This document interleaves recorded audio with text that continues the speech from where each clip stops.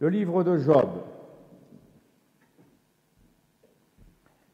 Le livre de Job, chapitre 1er. Nous lisons au verset 8. L'Éternel dit à Satan: As-tu remarqué mon serviteur Job? Il n'y a personne comme lui sur la terre. C'est un homme intègre et droit, craignant Dieu et se détournant du mal. On peut s'étonner de cet échange qu'il peut y avoir entre Dieu, l'Éternel, et Satan,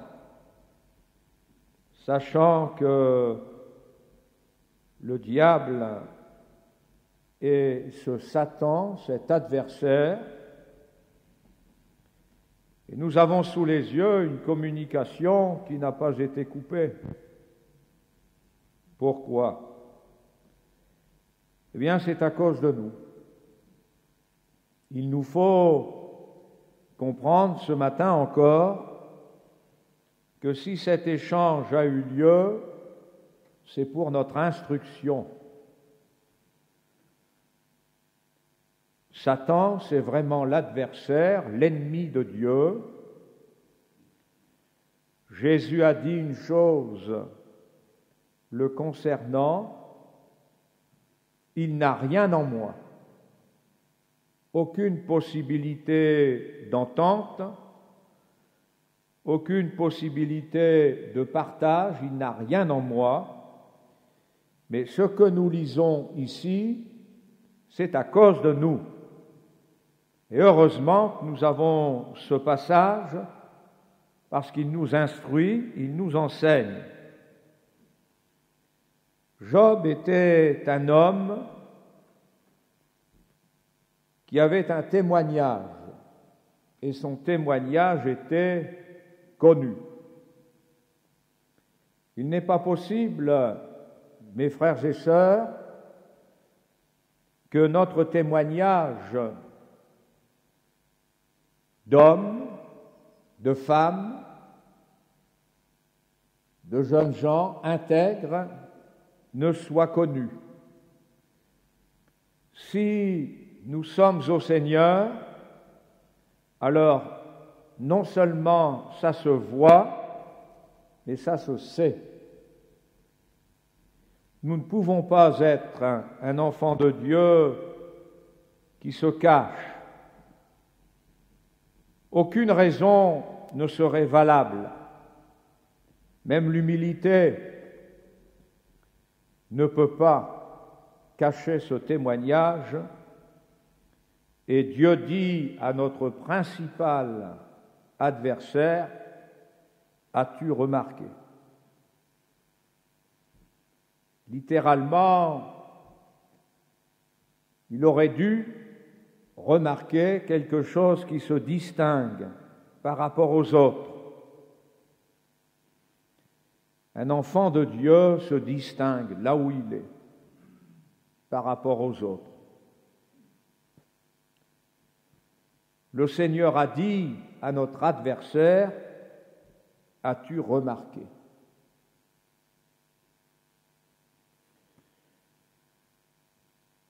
Soyons dans cette connaissance que nos adversaires nous connaissent bien, si nous nous comportons comme des hommes intègres, intègres selon Dieu.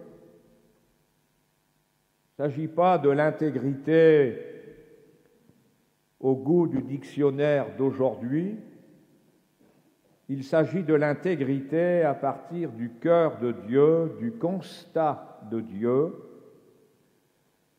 Et cette intégrité doit exister. Elle n'est pas éphémère, elle n'est pas superficielle. Je le répète, notre adversaire est interpellé. As-tu remarqué? Job était un homme intègre, c'est-à-dire un homme qui était vrai, un homme honnête et pieux. Mais de cette intégrité qui réjouit le cœur de Dieu. Et nous verrons dans le courant de ce message ce que signifie vraiment cette intégrité. Déjà, c'est un homme qui se détourne du mal. Un homme intègre, un être humain intègre, se détourne du mal. Littéralement, Job était un homme, je dis bien littéralement dans l'hébreu, qui,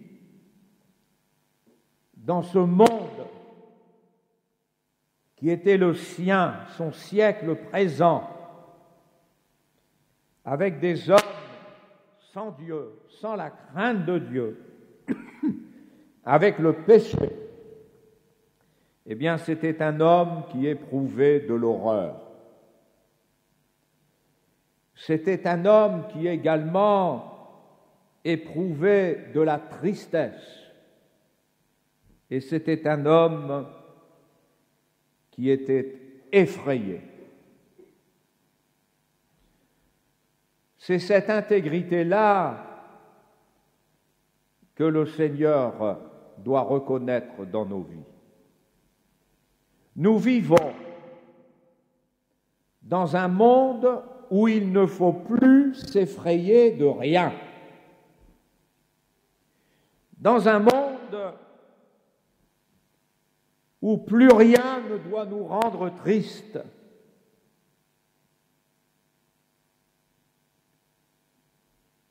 C'est un monde où tout est beau, même le mal, et nous ne devons plus connaître de sentiments d'horreur à l'égard de ce qui se met en place autour de nous dans ce monde dans lequel nous vivons.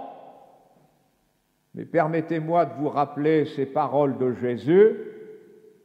Nous sommes dans le monde, mais nous ne sommes plus du monde. Nous ne sommes plus non seulement sa propriété, nous en sommes sortis, mais l'esprit du monde provoque dans nos cœurs de l'horreur, de la tristesse, même de la frayeur. Nous vivons dans un siècle qui est le nôtre et nous arrivons au bout de ce siècle. Et je ne parle pas du siècle en comptant les années, mais ce siècle qui monte notre génération. Et nous sommes dans une chrétienté qui ne manifeste plus de l'horreur pour le péché, qui ne manifeste plus de la tristesse pour le péché, qui n'est plus effrayée par le péché. La chrétienté au goût de l'esprit du monde. Nos églises sont remplies de gens aujourd'hui avec leurs péchés, avec leur manière de vivre. On n'a plus de réaction à l'égard du mal. Aujourd'hui, on accepte tout et on se permet de louer Dieu, de chanter Dieu, de prononcer le nom du Saint-Esprit, de lui donner des œuvres qui ne sont pas les siennes. On se sert et on ne sert plus le Dieu saint, saint, saint. On n'éprouve plus cette horreur, cette tristesse et cette frayeur à l'égard de l'esprit du monde que le Seigneur a vu, a connu dans la vie de Job pour dire à notre adversaire as-tu remarqué? Je crois que ceux qui sont les plus à même de nous juger dans ce domaine, ce sont nos ennemis. Voilà pourquoi Satan reste le grand accusateur. C'est moi qui dis le grand. Il est l'accusateur des frères. Lui, il remarque et il a son jugement. Et son jugement est de taille. Je n'entrerai pas dans ce domaine, ce n'est pas mon sujet de ce matin, mais j'ai noté, malgré que ça a été dit dans un don spirituel, je l'ai noté, il ne savait rien. Je vous rappelle que lorsque le Seigneur a provoqué ce jugement pour détruire l'humanité, il a trouvé un homme, Noé. Et la Bible dit « homme juste et intègre en son temps ». Il a trouvé Abraham. Et quand il rencontre Abraham, il lui dit « marche devant ma face et sois intègre ». L'intégrité ne peut pas se négocier. L'intégrité selon Dieu, selon le cœur de Dieu, on n'appelle pas le mal bien et le bien mal. Et vous avez remarqué comme moi, frères et sœurs, si vous êtes dans cette intégrité, que nous sommes arrivés au bout de cette iniquité. Parce qu'après avoir fait du mal le bien, pour l'installer jusque dans l'éducation de nos enfants, nous sommes au paroxysme et Jésus est à la porte et il viendra chercher ceux qui sont restés intègres. Cette intégrité n'est pas quelque chose d'important, c'est plus que cela. C'est Dieu qui dit à Satan, « As-tu remarqué mon serviteur Job, homme intègre ?» Le livre d'Ézéchiel, au chapitre 28,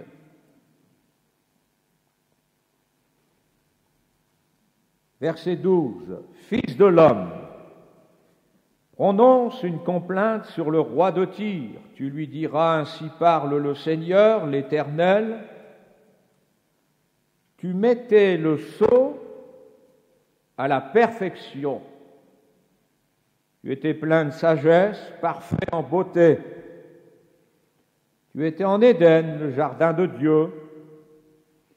Tu étais couvert de toute espèce de pierres précieuses, de sardoine, de topaze, de diamant, de chrysolite, d'onyx, de jaspe, de saphir, d'escarboucle, d'émeraude et d'or. Tes tambourins et tes flûtes étaient à ton service, préparés pour le jour où tu fus créé. Tu étais un chérubin protecteur aux ailes déployées. Je t'avais placé et tu étais sur la sainte montagne de Dieu. Tu marchais au milieu des pierres étincelantes. Tu as été intègre dans tes voies depuis le jour où tu fus créé, jusqu'à celui où l'iniquité a été trouvée chez toi. Il s'agit de cette créature, Satan, à qui le Seigneur a dit « As-tu remarqué ?» Et le Seigneur lui a dit cela après sa chute.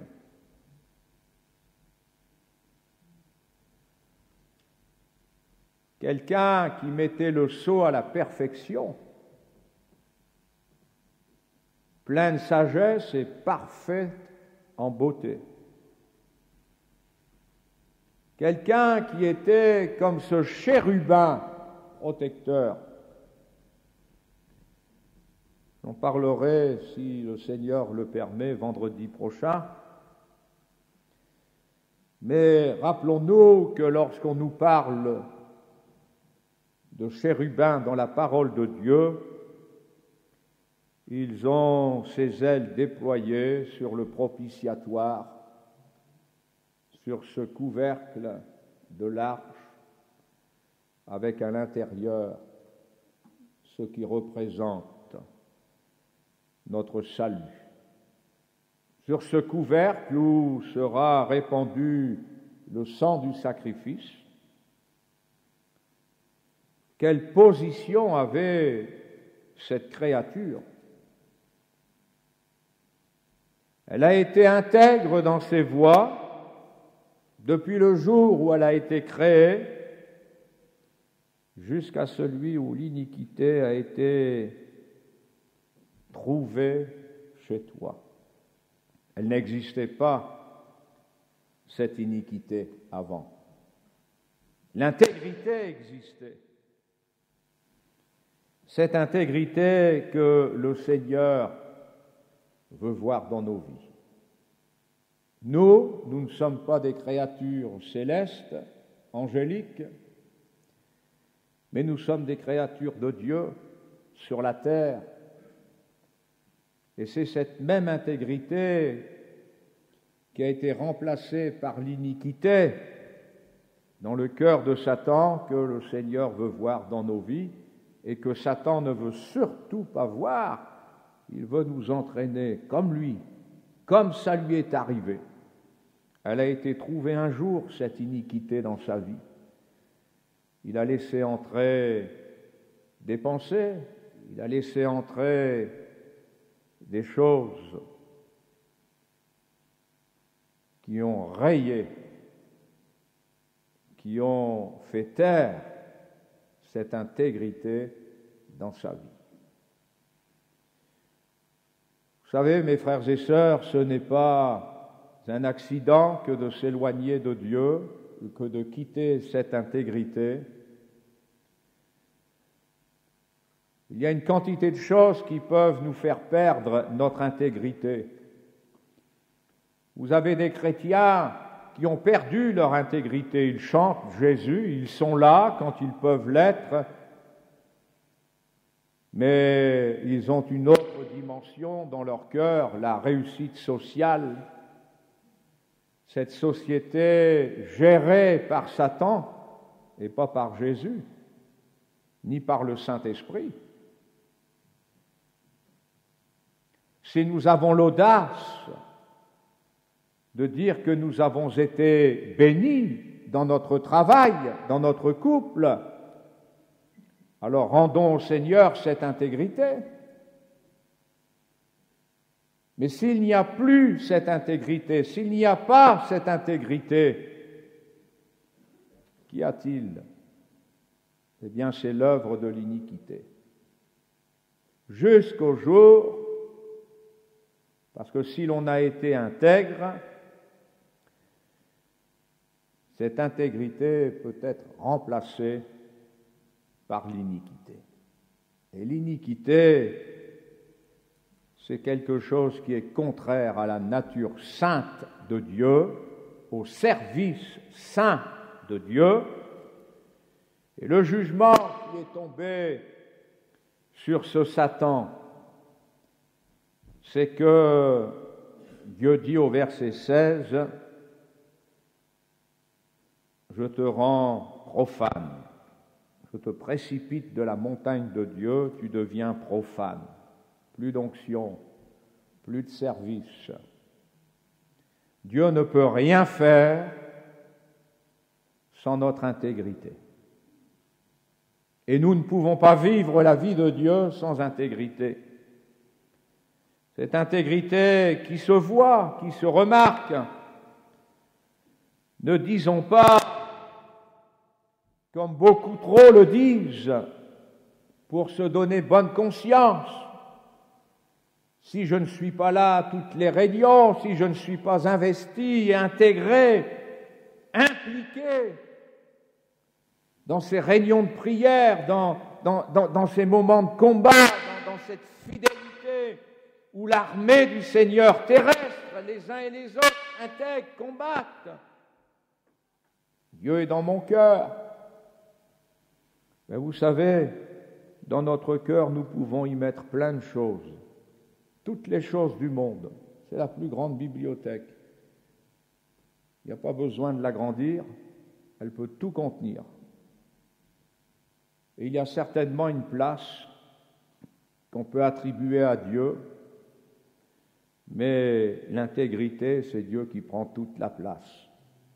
Béni soit Dieu pour ces louanges que j'ai entendues ce matin, où j'ai tout quitté, où ces choses que j'ai quittées n'ont plus d'importance pour moi, parce que c'est toi le plus important, cette intégrité. La femme de Job connaissait l'intégrité de son mari. Il nous est dit dans Job chapitre 1er,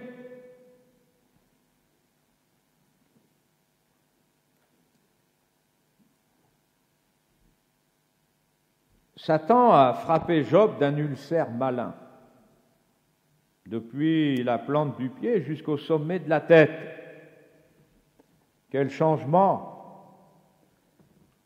Job était sous la protection de Dieu.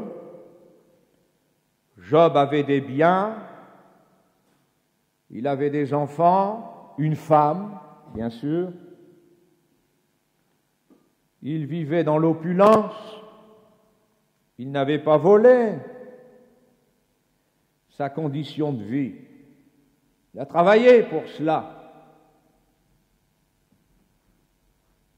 Et voilà que Job va perdre ses enfants, ses biens et sa santé. Je ne sais pas ce que les adeptes de l'évangile de la prospérité feraient aujourd'hui s'ils étaient dans la situation de Job. En tout cas, au verset 8 du chapitre 2 du livre de Job, Job prit un tesson pour se gratter et s'assit sur la cendre. Sa femme lui dit, « Tu demeures ferme dans ton intégrité, maudis Dieu et meurs. »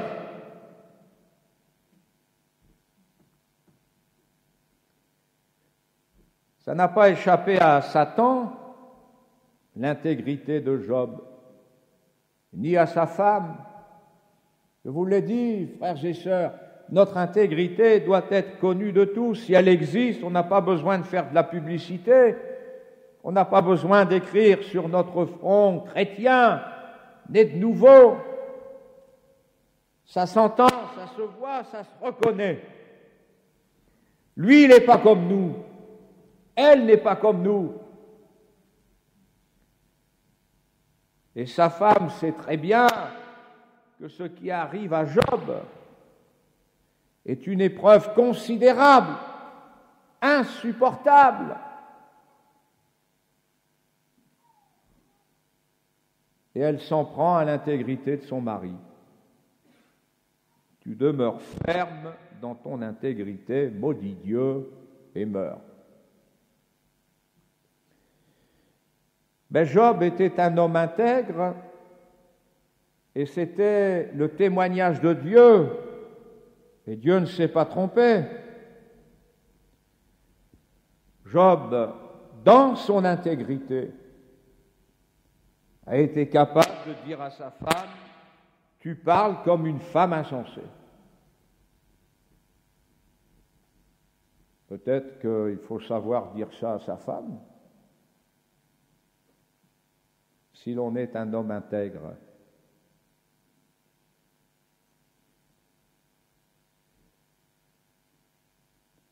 Et la Bible dit que Job ne pécha point par ses lèvres. Il n'a même pas été tenté de dire des paroles qui vont dépasser ce qu'il y a dans le cœur. Parfois, nous disons des paroles et nous les regrettons. C'est comme ça. Elles ne sont pas sorties du cœur.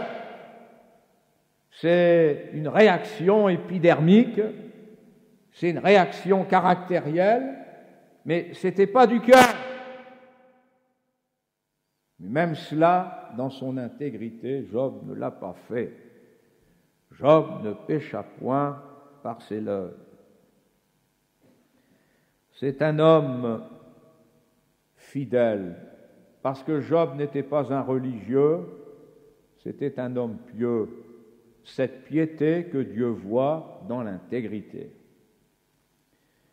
Je vous le répète, frères et sœurs, ce n'est pas le fait d'être parfait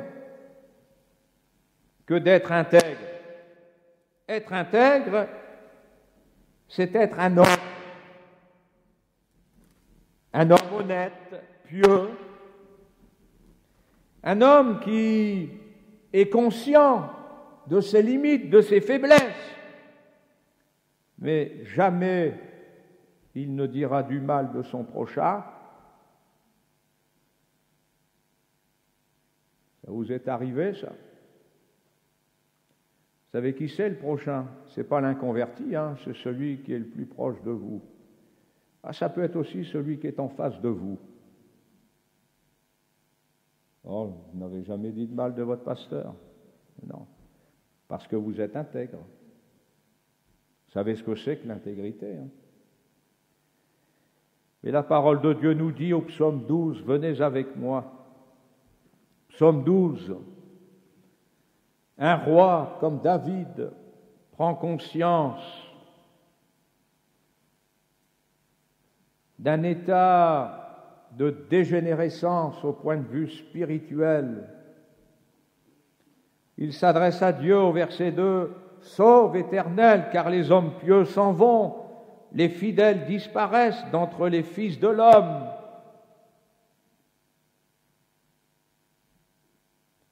On se dit des faussetés les uns aux autres, on a sur les lèvres des choses flatteuses, on parle avec un cœur double. On est capable de se faire des sourires, mais derrière les sourires, il y a ce qui est vrai.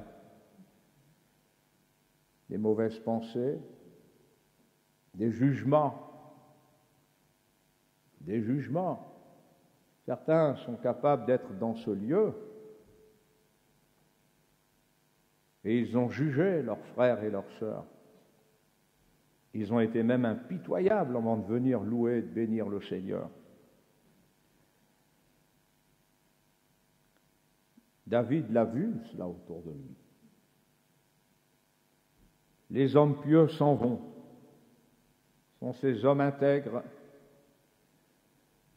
Mais littéralement, dans le texte, cela veut dire que ces hommes qui sont intègres, manifestant cette piété, il y en a de plus en plus qui s'en vont. Le constat, c'est que de plus en plus, ils s'en vont. On les voit partir.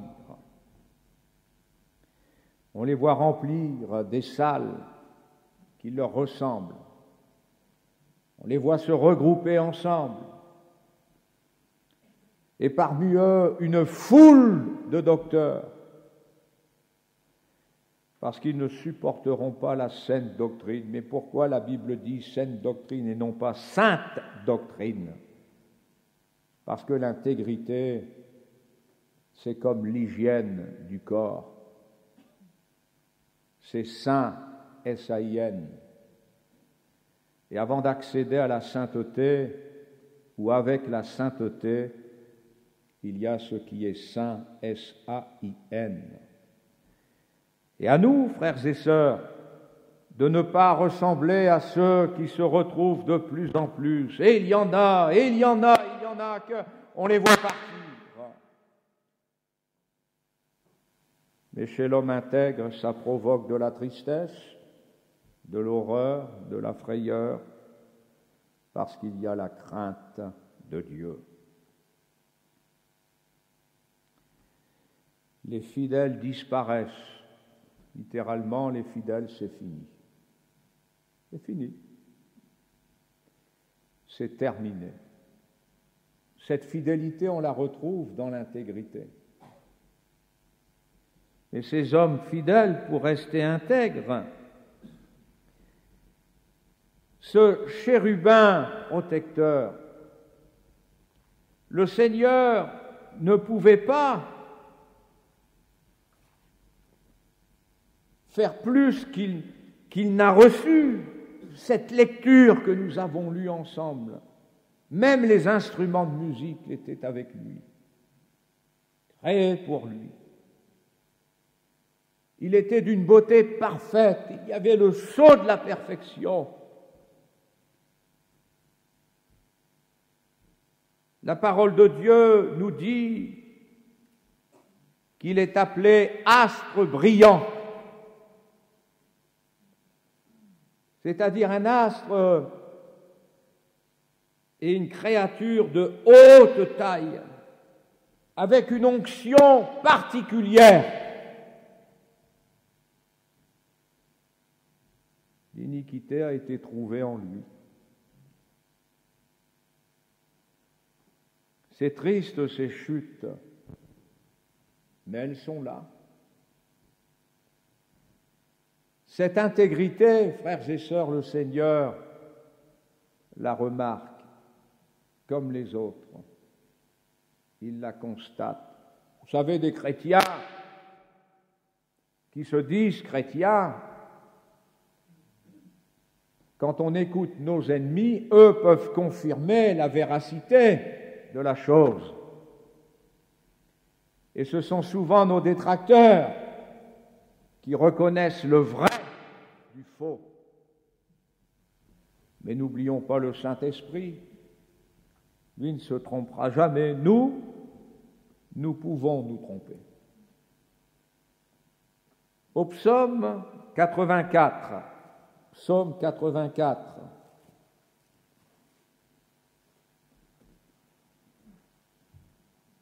tout a été dit dans ce don, mais je le répète, le frère n'est au courant de rien, rien et encore rien. C'est le Saint-Esprit qui dirige nos rassemblements. Au psaume 84, verset 12, « Car l'Éternel Dieu est un soleil et un bouclier, l'Éternel donne la grâce et la gloire, littéralement vie et protection. Il ne refuse aucun bien à ceux qui marchent dans l'intégrité. » Et l'intégrité, à côté de celui qui est intègre, écoutez, frères et sœurs, ça doit nous encourager. Littéralement, c'est celui qui combat ses défauts qui s'améliore. Et pour grandir dans cette intégrité, Paul s'adresse à Timothée, applique-toi à la lecture, l'exhortation, l'enseignement. Fais ces choses avec soin, accorde-y un soin particulier.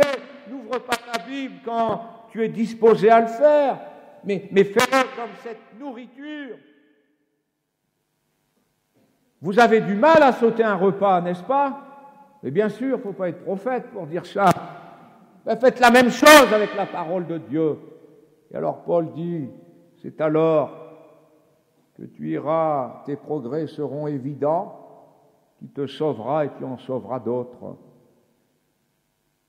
L'intégrité, c'est l'homme conscient de son humanité, de la divinité de Dieu et du besoin de s'améliorer, de combattre ses défauts. Mais le cœur de Dieu se réjouit. Quand il parle de David, David, homme selon mon cœur, nous savons tous que David était loin d'être parfait, mais quel homme pour se retrouver aux pieds du Seigneur, quel homme pour nous parler de la repentance comme jamais personne ne l'a fait, ne l'aura fait. Il y avait la marque de la présence de Dieu. L'intégrité, c'est l'achèvement qui est en cours. Quand Paul dit « j'ai achevé la course », cette course-là, depuis le jour où il fut créé avec sa nouvelle naissance, Jusqu'au bout, on n'a pas trouvé l'iniquité. Paul disait, je ne pense pas avoir saisi, mais je cours.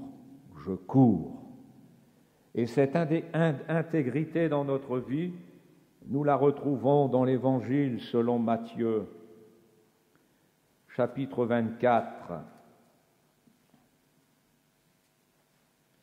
verset 12. Parce que l'iniquité se sera accrue, l'amour du plus grand nombre se refroidira, mais celui qui persévérera jusqu'à la fin sera sauvé. C'est l'iniquité qui a été trouvée dans le cœur de notre adversaire pour le faire chuter de son intégrité, sortir de son intégrité. Cette iniquité va être accrue. Alors c'est vrai, frères et sœurs, aujourd'hui nous vivons dans un monde où l'iniquité n'a plus de limites. Il y avait encore quelques limites, mais aujourd'hui on a tout mis à terre, toutes les frontières, toutes les limites. Vous le savez, je ne vais quand même pas en parler en faisant des images. On le sait, cela. Ça rentre dans nos maisons, même quand on a la porte bien fermée, il suffit d'allumer un écran et on nous rabâche cette iniquité sans cesse. Elle est comme le prince de la puissance de l'air, qu'est ce Satan. Il n'y a pas besoin que les portes soient fermées pour entrer dans les maisons. Ça passe par les ondes, par l'air. Elle se sera accrue, elle réussira à trouver le chemin de beaucoup de cœurs, de ceux qui auraient dû persévérer. Comme dans le cœur de ce Satan. Il y avait de l'intégrité. Et quel service lui était attribué? Ce n'était pas un séraphin, c'était un chérubin. Mais quel service! Directement au contact de cette protection divine par le sang du sacrifice. Alors Jésus dit, celui qui persévérera jusqu'à la fin, c'est-à-dire qui ira à contre-courant. Non, mes frères et sœurs, dans nos églises, on ne peut pas accepter ce que le monde religieux a réussi à faire aujourd'hui. Et si ça n'entre pas dans nos assemblées, alors ça n'entre pas dans nos cœurs. Dans ma vie qui est dédiée au Seigneur, je veux ressembler à Job. S'il m'arrive malheur sur malheur, pour autant, je ne maudirai jamais mon Dieu. Je le bénirai en tout temps. Je serai celui qui a donné sa vie au Seigneur, qui veut rester fidèle et qui, chaque jour, s'améliore. Le malheur ne m'empêchera pas de m'améliorer, mais il peut m'empêcher de rester dans l'intégrité. Il faut faire taire ces voix qui me poussent à l'extérieur de cette intégrité pour rester cet homme avec cette grande prétention qui n'est pas celle d'avoir une place dans la société avec un bon salaire. Peu importe ce que je suis, l'homme intègre dit « Ne me donne pas la richesse, ni la pauvreté. » L'homme intègre n'a pas envie de renier le Seigneur, ni de l'oublier. L'homme intègre, c'est sa femme, ses enfants, en commençant par lui-même, dans l'intégrité, pour servir le Dieu vivant et vrai, mais pas au goût du monde, pas au goût de celui qui dirige le monde et qui a été un exemple de chute après avoir été intègre, mais à l'exemple de Jésus, qui est allé jusqu'au bout et qui s'est rendu obéissant jusqu'à la mort, même jusqu'à la mort de la croix, Que le Seigneur nous garde.